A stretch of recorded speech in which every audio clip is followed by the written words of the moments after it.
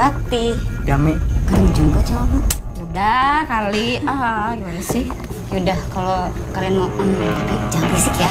Ali, petua lo. Udah kan keluar. Emang udah tua kali. Kamu itu udah mau UN. Jadi tenaga kamu itu harusnya buat belajar. Kelakuan anak sekarang itu aneh-aneh.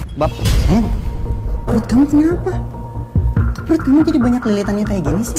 Monik, dua remaja yang sedang dimabuk asmara, tinggal di wilayah yang berdekatan. Keduanya sudah saling sejak duduk di bangku SMP. Benih asmara tumbuh seiring dengan ketertarikan mereka pada lawan jenis. Kelas kosong nih. Bisa kali. Apaan sih, manja banget nih kamu.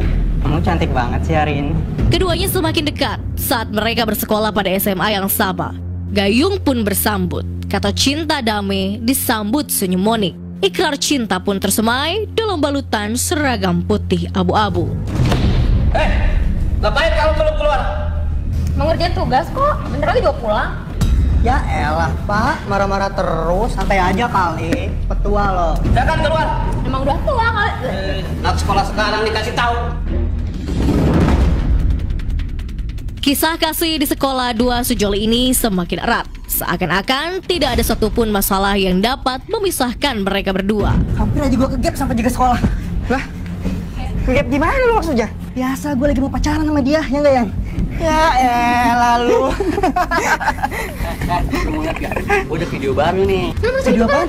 Pergaulan dan kemudahan mendapatkan konten dewasa melalui dunia maya telah merasuk ke pribadi banyak anak muda. Aku kirimin lo. Serius ya? Iya. Lu pada ngapain lo? Apaan sih bang? Tahu nih apaan sih? Nggak jelas di sini lo. Nonton film apaan lo? Tuh, jangan bikin sial di atas sini ya. Bakar lo pada lo. Kalau siang buang aja ke comberan, Bang. Ada gelagak hasrat ingin mencoba meski seharusnya bukan suatu hal untuk dicoba-coba. Begitu juga yang terjadi pada Dame dan Monik. Batas norma itu pun terlanggar.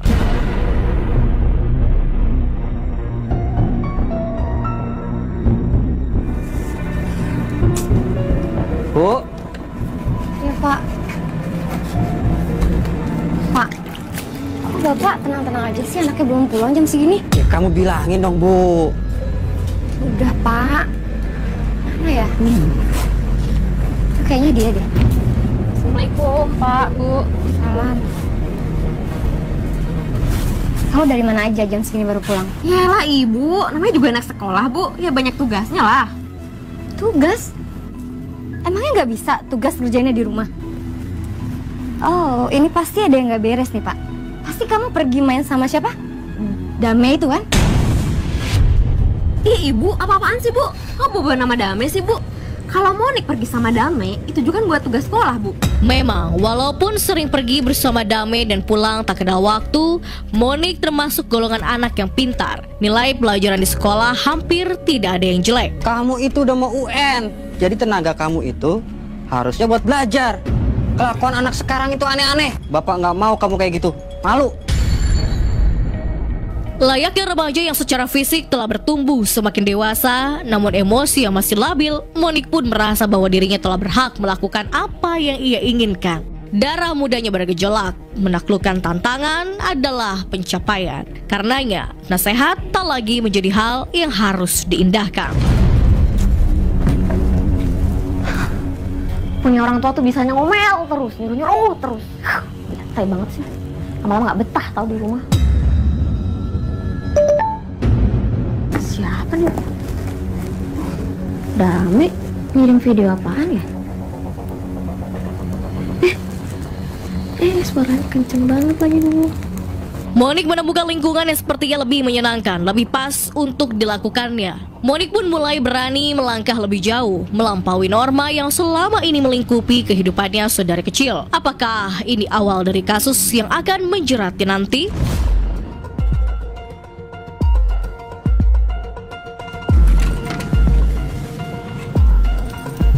Kisah percintaan Monik dan Dame kini memasuki fase baru. Fase yang seharusnya belum dilakukan oleh remaja seumuran mereka. Hasrat tabu telah mendorong kisah kasih di antara keduanya ke arah yang lain. Meski secara fisik telah matang, tapi kematangan psikis belumlah seiring. Keterbatasan seringkali membuahkan kreativitas. Tapi kreativitas yang dilakukan Dame dan Monik pastilah sesuatu yang tak boleh ditiru. Perilaku keduanya telah kebablasan. Kebablasan dalam mengartikan dan memperlakukan cinta mereka. Ruang kelas Sulaika adalah ruang sakral untuk memperdalam ilmu kehidupan yang akan dibawa siapapun menuju gerbang dewasa. Tapi Dame dan Monik mempergunakan secara berbeda.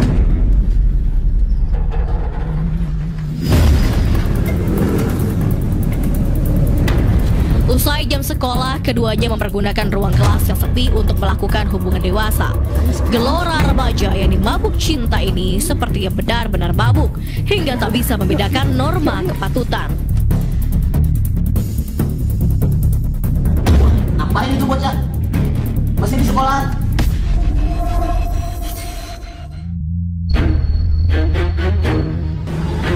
Di sekolahan kan, kau sendiri itu penjaga sekolahnya yang Indahnya hubungan suami istri yang terjadi di luar pernikahan itu pun akhirnya bertemu dengan kenyataan pahit. Kenapa sih cemberut terus, kenapa? Aku telat tahu nggak? Telat gimana? Maksudnya telat gimana? Aku itu udah telat datang 2 bulan. Udah nggak dapet, akunya udah nggak haid. Kamu nggak haid 2 bulan? Kok kamu baru bilang sih? Karena aku udah bilang. Gimana sih? Terus mau gimana? Kamu kok malah nanya ke aku sih gimana? Kan aku nih nyari solusi ke kamu. Maksud kamu kita nikah gitu? Ya nggak mungkin lah, mau ditaruh di mana ini muka? Pasti ada cara lain kok. Terus kamu pikir aku nggak mau gitu? Aku mau gitu hamil sampai kayak gini? Aku juga nggak mau kali. Aku malu sama keluarga. Atau kalau nggak kita gugurin aja gitu? Ya semacam itulah. Gak akan kenapa-napa kok. Tentu, Dame tak pernah sekalipun pernah mengira jika suatu saat Monik akan mengandung anak mereka. Di luar ikatan pernikahan seperti ini. Rasa panik itu perlahan-lahan mulai menguasai pikiran keduanya. Dasar norak lu, Katro. Kenapa bisa kebablasan kayak gitu? Sorry. Yaudah, lo slow aja. Tuh, di pojokan jalan sana tuh kan ada tukang jamu tuh. Beli aja kapsul telat bulan. Nah, gue suruh si Monik minum aja tuh langsung tuh 2 butir. Tinggal nunggu beberapa hari beres. Itu doang. Ya. Makasih ya. Oke. Udah, Bapak jalan dulu.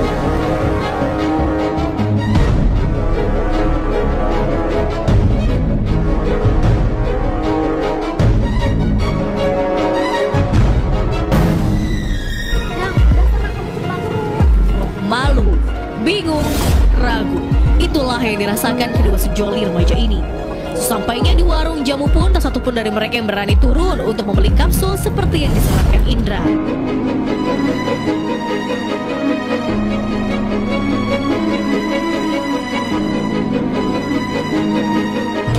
Ya, ada apa deh?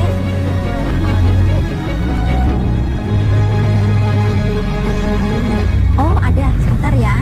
Cari. Ini deh, berapa Bu? 30.000. Siap ya, sama-sama. Lega berhasil mendapatkan barang yang dimaksud, Dame dan Monik segera meninggalkan warung jamu tersebut.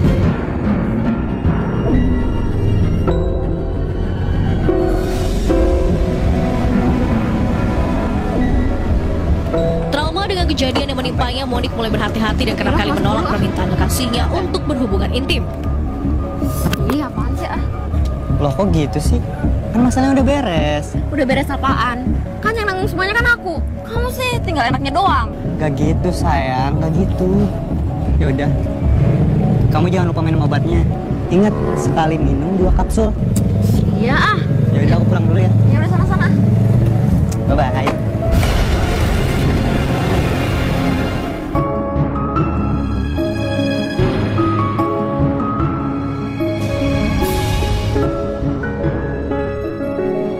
Walaupun sempat kesal pada Dame, namun Monik sepertinya masih sangat mencintainya. Tanpa ragu, Monik segera menyampaikan kabar gembira. Aku lagi dapet nih, Mi. Serius kamu? Berarti bagus dong ya? Bisa kali. Maunya kamu itu mah. Ya enggak lah. Kamu tuh harus nunggu aku selesai dulu.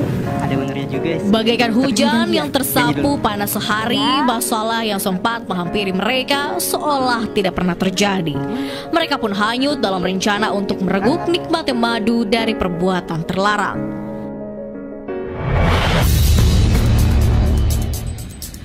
Masa anak gadis kayak gini kamarnya? Berantakan banget loh.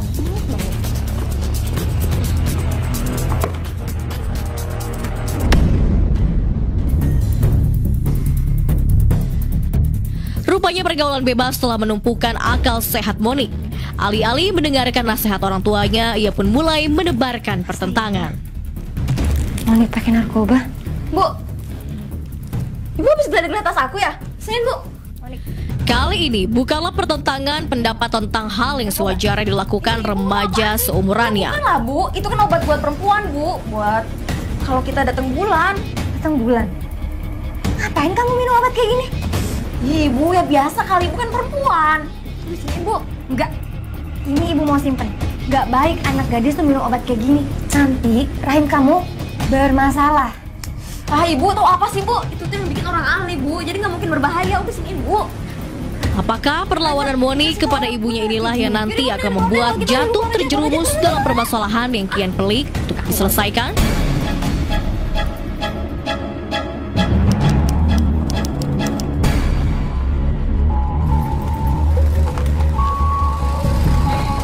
Sungguh beruntung menjadi seorang gadis layaknya Monik. Tidak hanya memiliki paras yang cantik, ia pun dianugerahi otak yang cerdas. Selepas SMA, Monik diterima di sebuah universitas negeri di Semarang. Karena jarak yang lumayan jauh dari rumahnya, Monik memilih untuk indekos. Sekarang kan kamu udah kuliah, jadi sekarang kamu harus rajin belajar, jangan banyak main ya. Bener nggak? Iya Bu. Bapak tuh sangat berharap kamu tuh bisa cepet-cepet lulus. Ya, jangan cowok-cowok terus. Nanti kalau sudah lulus juga pasti banyak kok yang antri, ya kan? Lagi pula ini tuh kos putri, jadi cowok nggak boleh masuk. Jadi kamu bisa serius belajarnya, ya? Permisi Tante. Iya. Cak Ayu, kamu ngekos di sini juga? Iya Tante. Oh kenalin, aku Rati. Oh iya. Rati Om. Nanti. Rati. Oh iya Rati, ini anak Tante baru kuliah. Terus Tante titip ya? Siap Tante, pokoknya aku jagain. Apalagi sesama kos putri. Oh ya, kalau ada apa-apa kabarin. Sering-sering telepon ibu sama bapak. Biar orang tua nggak cemas, ya? Iya dong Bu, pasti Monik bakal telepon Ibu kok. Apalagi masalah uang jajan. Ini kalau soal uang jajan. Ya udah, ibu pulang ya sama bapak ya. Ya, mari ya. Ya. Itu papa sama mama kamu ya? Iya, emang nggak gitu sih. Enaknya manja banget diantar-anterin. Enak dari mana? Kamu udah lama ngkos di sini? Aku hampir setahunan lah, Mon. Oh ya, kalau kamu perlu makan atau mau jalan, kamu tinggal ngomong aja sama aku, Mon. Cari makan? Aku lapar. Yaudah yuk, sayang. Ini pacar kamu? Bukannya ini kosan nggak boleh buat cowok ya? Nggak boleh gitu. Kalau ketahuan sama ibu kos, kalau nggak mah masukin aja, Mon. Iya kan sayang? Kalau gitu berarti aku boleh bawa cowok aku dong ke sini. Ya boleh, keles. Yang penting nggak ketahuan aja.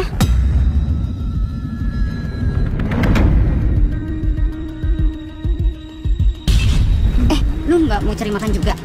Nah, ya udah kamu duluan aja. Aku lagi masih kenyang mau ngelapin barang juga. Bak mendapatkan durian runtuh, Monik pun merasa sangat senang. Sebuah rencana telah tersusun. Otaknya yang encer tengah memikirkan cara mengatasi aturan rumah kos yang ketat. Ini aku nih. Ayo, mau ngapain lo, Mon? Ih, Rati, bikin aku kaget aja deh. Kenalin, ini pacar aku, Dami. Rati. Dami. Ganteng juga cowok. Udah kali, gimana sih? Yaudah, kalau kalian mau, tapi jangan berisik ya. Damai pun tak menyia-nyiakan kesempatan untuk berduaan dengan Monik, sang kekasih. Dengan sangat berhati-hati yang tentu saja berkat kerjasama dengan Monik, Damai berusaha untuk masuk sampai ke kamar pacarnya.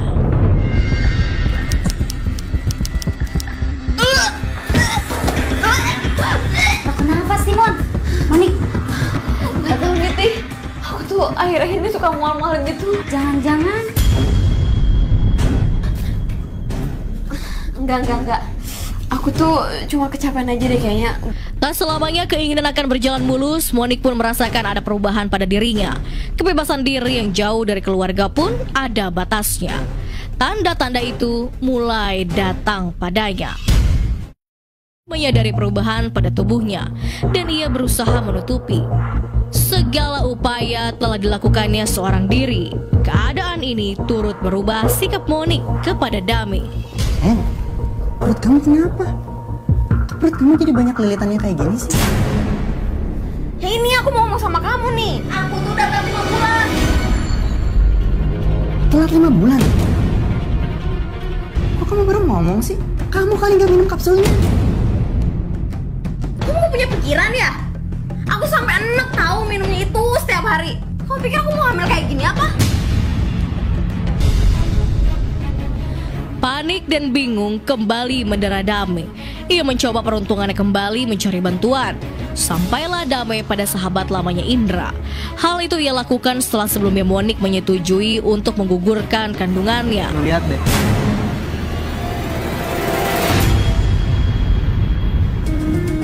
Ini kan tespek lu. Dari si Monik. Iya udah 5 bulan lagi. Gue bingung. Wah. Gila lu. Udah 5 bulan udah susah bro. Harus pakai obat dokter nih. Emang ada Ndra? Boleh deh dicoba. Ya ada sih. Tapi agak susah. Begitu harganya juga mahal. Gak apa-apa deh. Namanya juga usaha Ndra. Siapa tahu berhasil. Udah tolongin gua. Oke, ya udah. Ntar besok gua cariin. Lu siapin aja tuh duitnya ya. Handphone ya. Udah betulin. Udah. Kabarin gua. Oke siap. Ntar gua kabarin.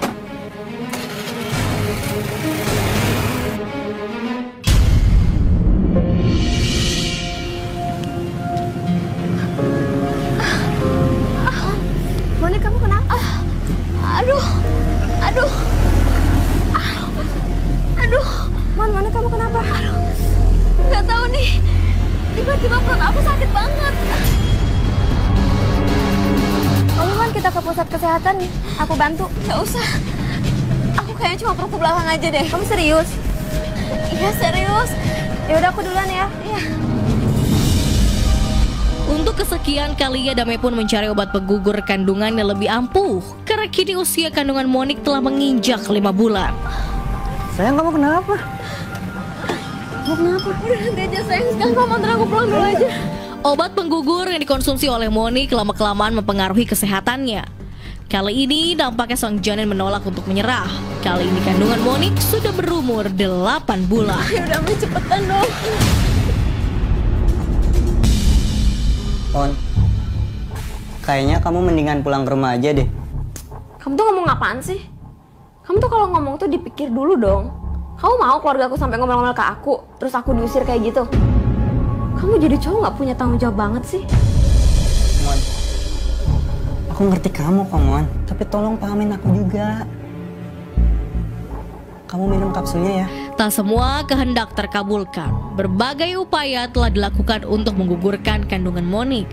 Walaupun kadang muncul tanda-tanda usaha mereka akan membuahkan hasil. Kedua remaja ini pun semakin panik. Karena menurut mereka menikah bukanlah opsi yang dapat diambil untuk menyelesaikan permasalahan ini. Karena Dame dan Monik baru saja duduk di bangku kuliah semester pertama.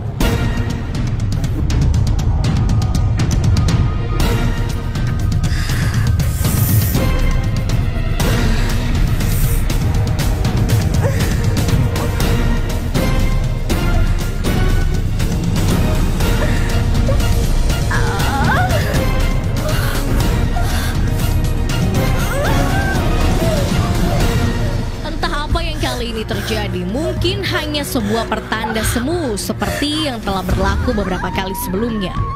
Hari itu kandungan Monik kembali beraksi. Rasa sakit kembali menyerang dirinya. Sakit yang dirasakan Monik datang bertubi-tubi. Tanda-tanda kelahiran sudah semakin jelas. Akhirnya Monik melahirkan janin yang dikandungannya seorang diri.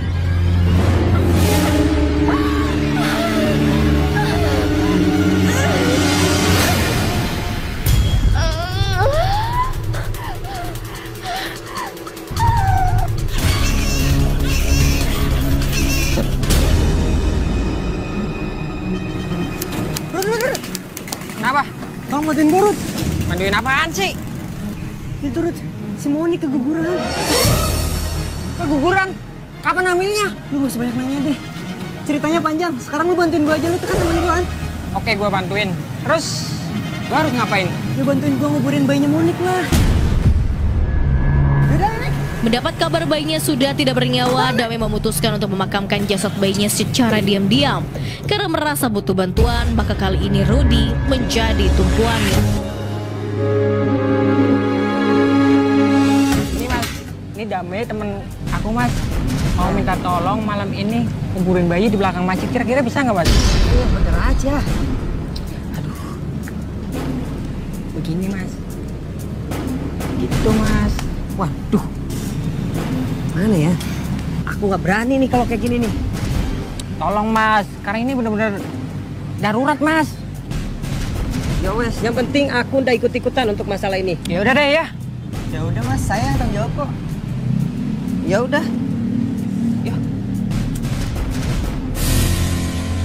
Malam semakin larut, udara dingin yang menyelimuti daerah Sekaran, Gunung Pati, Semarang sepertinya tidak mampu mengurungkan niat Damai untuk segera menguburkan janin yang dilahirkan Monik kekasihnya. Yaudah lu di sini ya, jangan kemana-mana lu. Iya, aku keluar. Udah siap? Udah dibantuin dong. Ya buruan. Daripada ini bermasalah, mending gue pergi aja kali ya.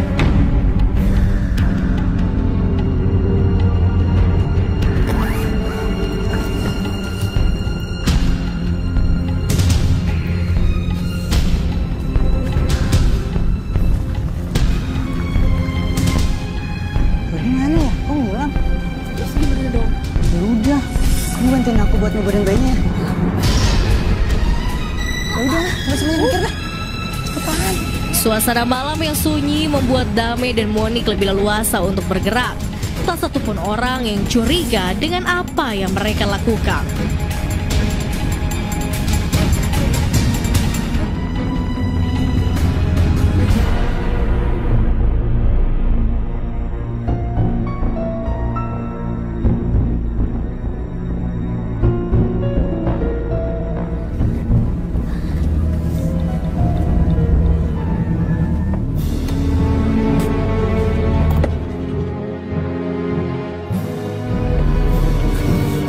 Gimana ya? Aman gak ya di sini? Di sini aja kan? Ya udah di sini aja.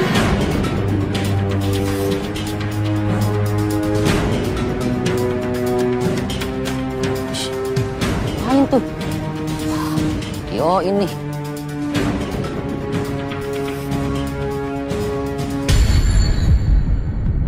Damai mulai menggali dengan linggis yang ditemukannya. Permukaan tanah yang keras karena didera musim kemarau tampak menyulitkan Damai. Takut ada lainnya tahu. Merasa sudah cukup, Damai menguburkan jasad bayi yang dibawanya. Sungguh tak pantas apa yang diperbuat kedua insan manusia ini. Bayi tak berdosa hasil buah cinta mereka yang tak bertanggung jawab, menjadi korban kekejian mereka.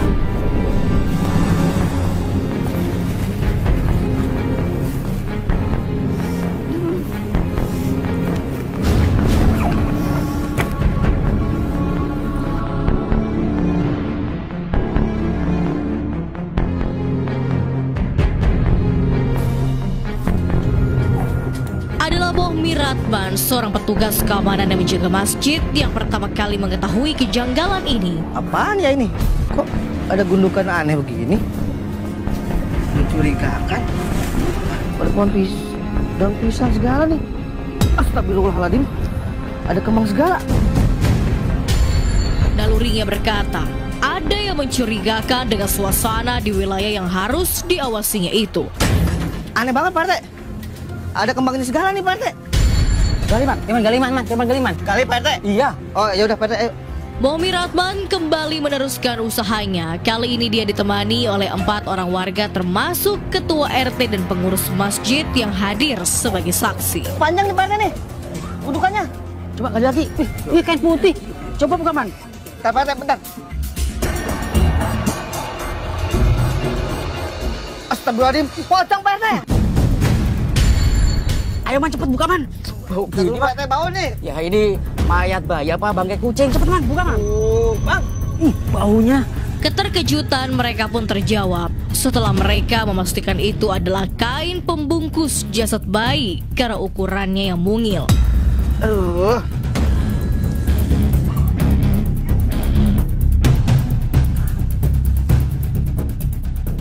Astagfirullahaladzim. Ini Mbak Eva.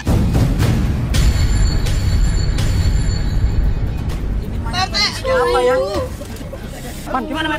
Gini Man, kamu sekarang di sini tunggu sama bendahara ya. Saya mau lapor sama Bapak sekarang kan ya. Kan itu yang mengasih video. Ayo, tunggu saja Man ya. Sepertinya kamu menemukan barang bukti. Benar, Dan. Saya menemukan linggis ini. Ya sudah, kita bawa saja seadanya. Dan kamu bawa jenazahnya ke rumah sakit. Dan kita lihat hasil otopsinya bagaimana. Siap, Dan. Dirga, bukti-bukti sangat tipis dan sebentar lagi gelap. Siap, Dan. Izin usul. Bagaimana kalau kita pindah ke depan? Baiklah. Apa ada bukti lain yang bisa menunjukkan kalau pada waktu itu ada yang menggali? Ini Pak, saya dapat kiriman videonya Pak. Mungkin ini bisa jadi bukti Pak. Ini Pak. Temuan awal ini ditindaklanjuti polisi dengan terus mengumpulkan keterangan dari warga. Walaupun polisi sudah mengantungi bukti sebuah rekaman video, namun polisi masih belum bisa mengurai kasus ini. Kok gelap banget ya? Ada yang kenal? Enggak sih Pak, saya nggak kenal. Terus siapa yang mengambil gambar ini? Sopir rental mobil saudara saya Pak. Apa dia bisa dihubungi? Nah itu dia Pak, dia lagi luar kota. Masih dibutuhkan waktu untuk mencari bukti-bukti baru untuk menguak misteri jasad bayi yang dikubur di tempat yang tak lazim ini. Namun polisi masih terkendala untuk mendapatkan keterangan tambahan. Assalamualaikum. Waalaikumsalam. Assalamualaikum. Ini Ini Pak yang jaga malam kemarin. Nah, saya jaga pagi. Mas, tolong bisa ceritain apa yang terjadi pada malam itu, Mas. Jadi gini Pak, waktu itu malam-malam tuh teman saya ada kemari, datang terus dia minjem linggis Pak. Dari keterangan petugas keamanan yang bertugas malam hari itulah polisi mulai menemukan titik terang.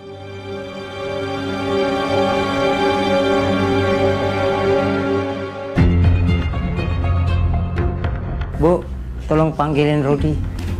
Sebentar ya Pak ya, saya panggilin dulu. Silakan. Sebenarnya ada masalah apa ya Pak? Begini, Pak. Anak Bapak terlibat dalam kasus pembunuhan.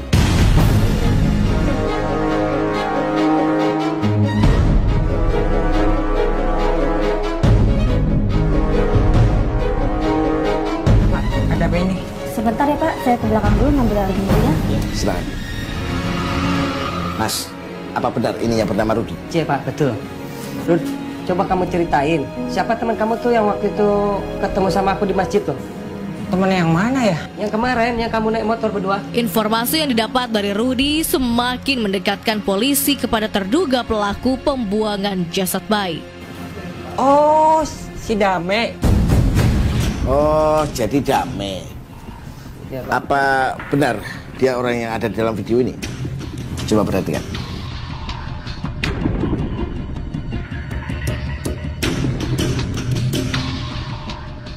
Iya ini bener Pak. Anda yakin? Iya yakin Pak. Kalau begitu, kamu bisa mengantar kami ke rumah Dame.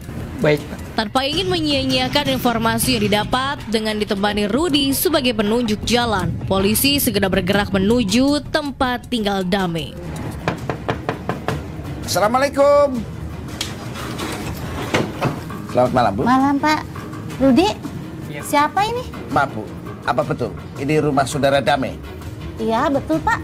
Damenya ada, Bu? Ada. Sebentar ya Pak, saya panggilkan. Silakan. Dame, kamu ada yang cari. Ada polisi. Hah? Polisi? Tidak ingin buruannya melarikan diri, aparat kepolisian pun bergerak untuk mengamankan terduga pelaku. Ibnu nggak? Ayo masuk. Siap.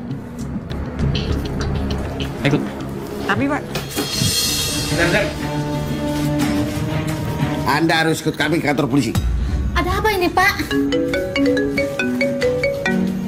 Ya, halo? Bagaimana hasilnya? Bayinya mati dibunuh.